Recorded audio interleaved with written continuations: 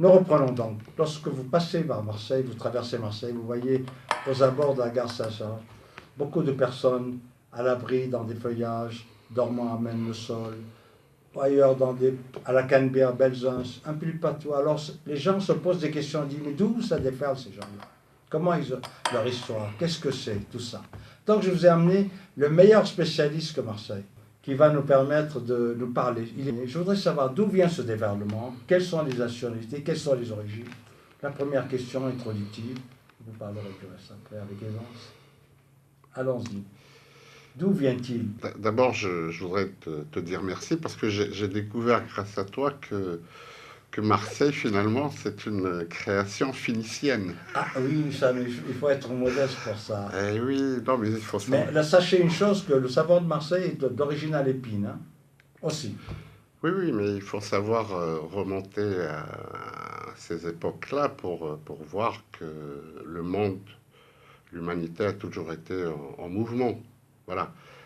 C'est le mot que je cherchais. Donc on parle plus spécifiquement des mineurs qu'on appelle aujourd'hui les mineurs non accompagnés, donc qui ont fui leur pays d'origine pour se mettre à l'abri, pour trouver refuge ou simplement pour améliorer les conditions de leur vie, qui viennent donc...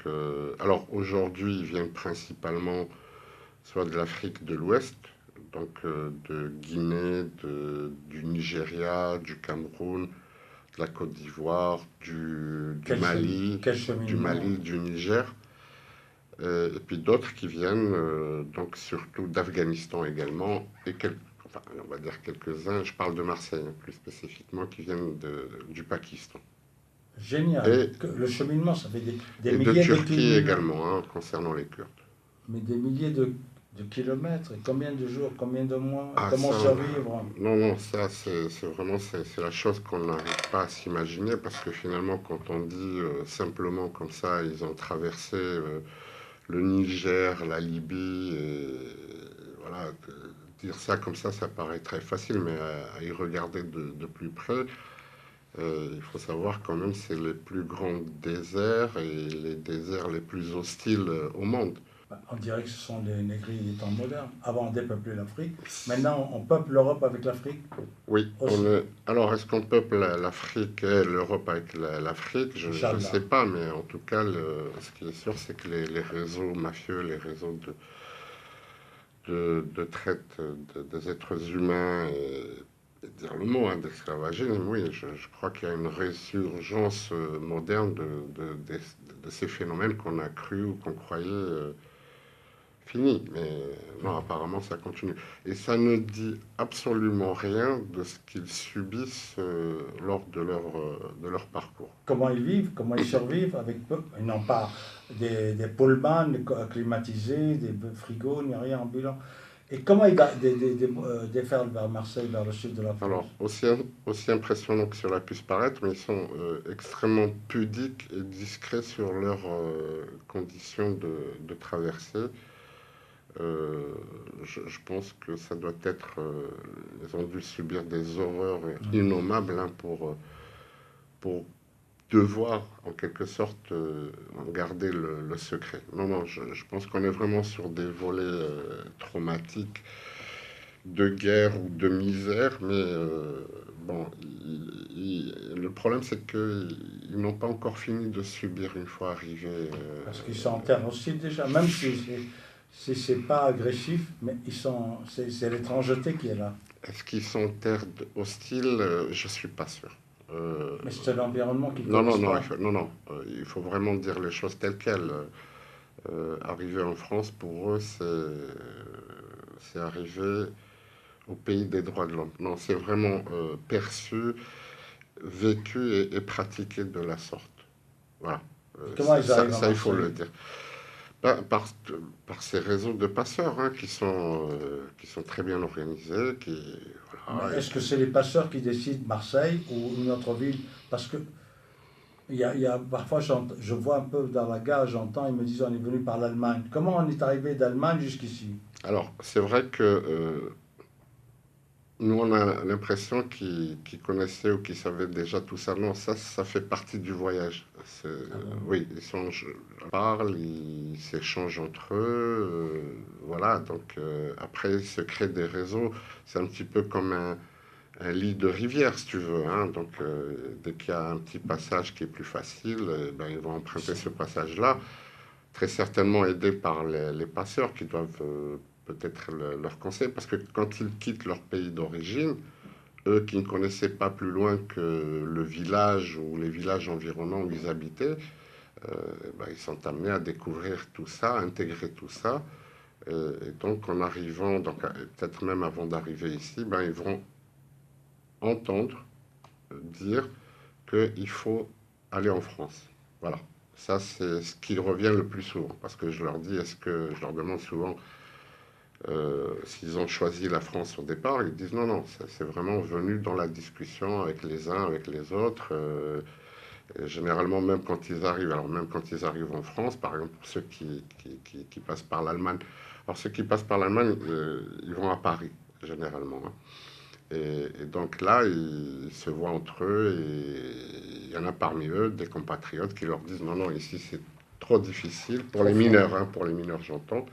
En plus, ils le voient d'eux-mêmes, hein, c'est qu'il y a beaucoup trop de monde, beaucoup trop de, j'allais dire, d'anarchie, de violence et tout ça. Donc on leur conseille très vivement de venir sur Marseille. Je voudrais savoir, vous avez une idée approximative ce qu'on peut dire, des cas que vous avez eu à connaître, des cas que vous avez traités, 10 par an, 10 par mois, 10 par jour, Eh ben, déjà, commencer par dire que c'est pas des cas mais des personnes. des personnes, mais oui, mais c'est Voilà. des dossiers aussi. On est vraiment à l'échelle humaine, dans des histoires, et oui, c'est vraiment au cas par cas, dans des histoires singulières, individuelles, des fois même des prolongements d'histoires familiales. Mais en général, non, ce que je constate, c'est vraiment des mineurs, enfin j'allais dire plus que des mineurs, des adolescents, en fait, de vrais adolescents, qui se mettent tout de suite à la page. Euh, Portable, basket, Justement, oui, comment? lunettes. Comment? Et ça opère, c'est la magie opérante immédiate, hein. Et Mais non, il faut un minimum non, de budget. non, c'est des adolescents, c'est simplement, voilà, J'en vois, on ne veut pas tout le temps. ils jouent la séquence de la vie avec des fois beaucoup, alors pas vraiment de la réticence, mais avec certaines hésitations, parce que bon, il leur faut quand même découvrir le pays, la ville, les gens. Pour eux, c'est énorme, et tout ça vient après Des mois et des après mois. plein de traumas. Et donc, ils ont envie, ils ont très envie de se fondre dans la société, de rencontrer d'autres jeunes. Et ça se fait avec le temps, parce que par ailleurs, il faut aussi qu'ils se mettent à apprendre le français, il faut qu'ils ils sont ados, donc ils sont en train de grandir, donc tout de suite se pose aussi la question du travail, de l'apprentissage, de la formation. Voilà, Et je il y a des pense. structures pour ça Oui, aussi. oui, oui, il y a des structures qui existent, qui travaillent de très très bonne manière, qui sont totalement, entièrement mobilisées. C'est vraiment à l'épreuve de tous les jours. Ils sont là, présents, et efficients de par leur présence et de leurs compétences. Oui. La contribution de Marseille et vous, à travers Marseille vous-même, à l'accueil et à la solidarité humaine quand même.